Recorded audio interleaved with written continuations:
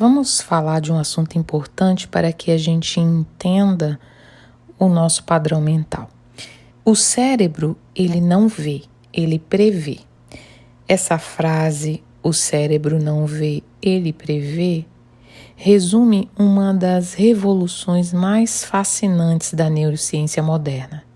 A ideia de que a nossa percepção visual não é uma câmera que registra o mundo exterior, mas sim uma simulação ativa construída pelo nosso próprio cérebro.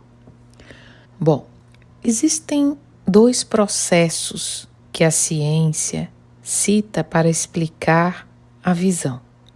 O processo tradicional, onde acreditava-se que os fótons de luz batiam nos olhos, viajam pelo nervo óptico até o córtex visual e lá o cérebro montava a imagem como se fosse uma fotografia. Na visão moderna, o cérebro recebe muitas informações sensoriais do ambiente.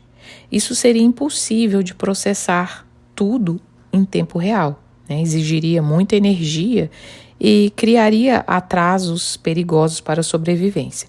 Para resolver isso, o cérebro usa as suas experiências passadas, memórias, o seu contexto, ou seja, o seu mapa mental, para adivinhar o que está acontecendo antes mesmo da informação visual completa chegar.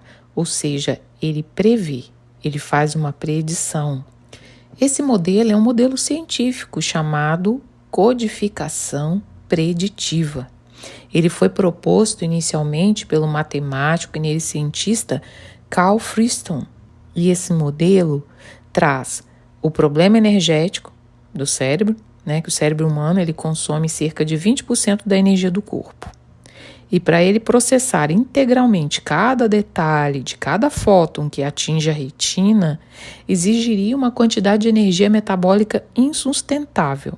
Então, o cérebro traz uma solução computacional para economizar energia e aumentar essa velocidade de resposta.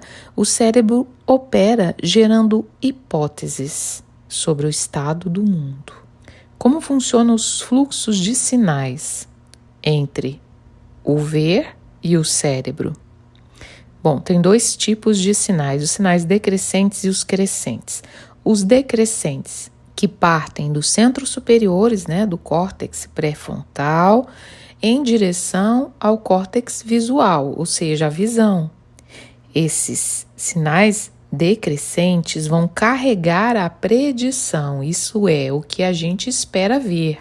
Então, vai trazer todo o nosso mapa mental interferindo com todas as suas memórias. Ou seja, os sinais decrescentes vêm da nossa consciência, da nossa mente, ali dos centros superiores cerebrais, para a visão, para o que a gente vê. Os sinais crescentes vêm ao contrário, partem da retina, né? Ali dos olhos, em direção ao córtex. No entanto, eles não carregam a imagem completa, mas apenas o erro de predição, ou seja, o que tiver de diferente entre o que o cérebro previu e o que os olhos capturaram. Se a predição estiver correta, o erro é próximo de zero e o sinal ascendente ele vai ser silenciado. Então, nós vamos perceber a nossa própria predição e não a realidade crua, comprovando o que nós espiritualistas acreditamos, que nosso universo é mental e nós criamos a nossa realidade. Na apostila que eu trago para vocês tem todas essas evidências científicas e as bibliografias, depois deem uma visitada até lá. Tem alguns efeitos comportamentais e psicofísicos também, que é o efeito da supressão sacádica. Nossos olhos, eles realizam movimentos rápidos chamados sacadas, cerca de 3 a 4 vezes por segundo. Durante esses movimentos, a imagem projetada na retina se desloca de forma caótica e borrada. É como se a nossa visão fosse uma câmera. Se a gente vai caminhando e filmando, ou correndo e filmando, o que a gente veria na câmera? Borrões. O mesmo acontece com a nossa visão. A gente veria borrões constantes. No entanto, o nosso cérebro, ele bloqueia ativamente o processo visual durante a sacada e preenche esse espaço temporal com a predição de continuidade, baseada no cenário anterior, gerando uma experiência visual estável, ou seja, o cérebro ele desliga a captura de imagem por uma fração de segundo, ou seja, você fica literalmente cego durante esse movimento. E aí ele cola as pontas.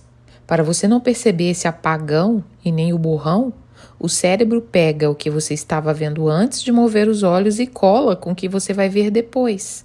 Ele inventa um meio.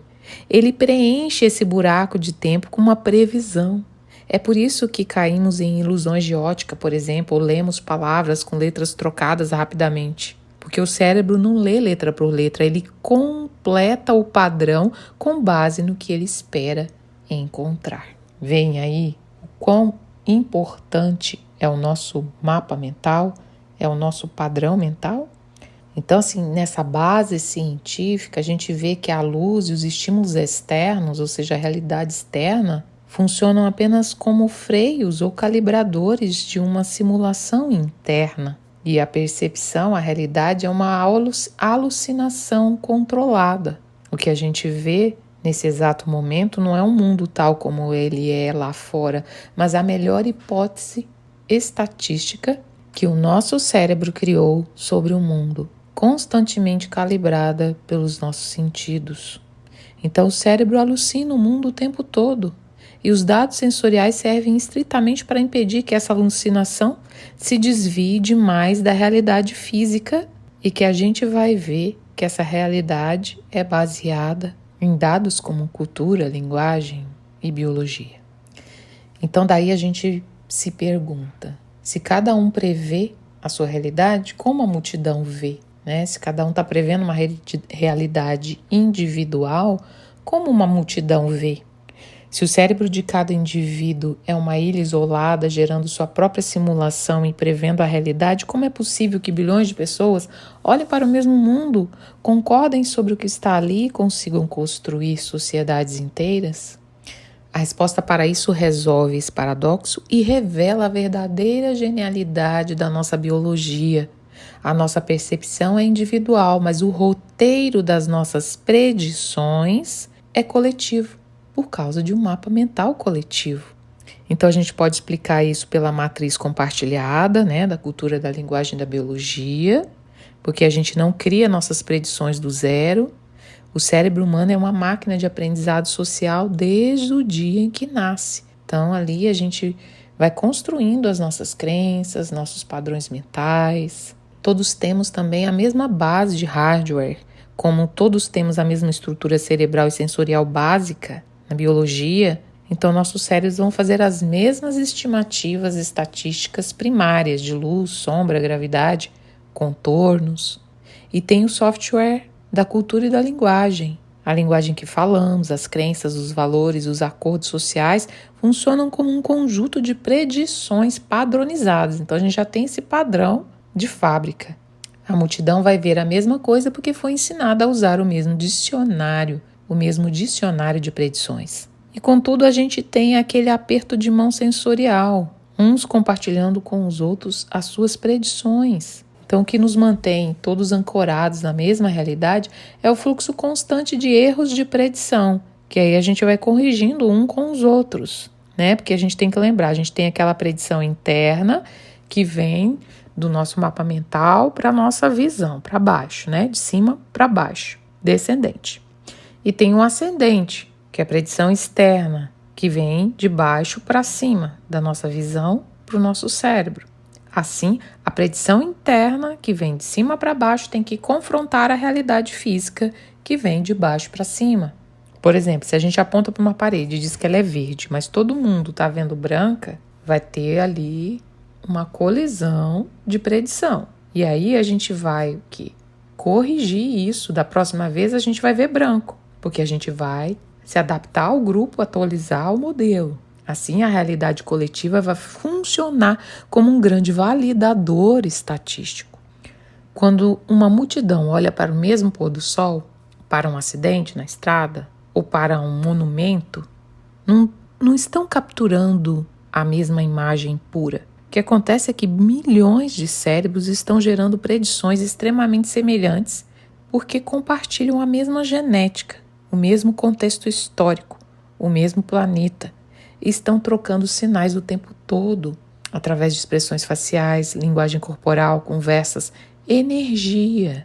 Ou seja, estamos todos mergulhados no mesmo oceano, na mesma matriz, no mesmo campo de informação energética. Assim, ver não é um ato de captação, mas de criação. O mundo que você experimenta visualmente é uma projeção interna, uma estimativa altamente sofisticada gerada pelo cérebro para manter você seguro e integrado à realidade. Se o cérebro não é um gravador passivo do passado, mas sim uma máquina de predição moldada pelas nossas experiências anteriores, a memória deixa de ser apenas um arquivo morto e passa a ser o código-fonte do amanhã. Então, muitas vezes você está construindo o seu futuro baseado em memórias de dor do passado. Quando compreendemos que a percepção e as reações automáticas são construções baseadas em padrões antigos, abrimos a possibilidade mais radical da existência, a de podermos atualizar os algoritmos internos. O passado fornece os dados, mas a escolha consciente de como interpretá-los e ressignificá-los é o que escreve o próximo capítulo da nossa vida. Então é importante vocês terem um entendimento disso para que possamos fazer o exercício e vocês mudem essa matriz de processamento cerebral de hoje.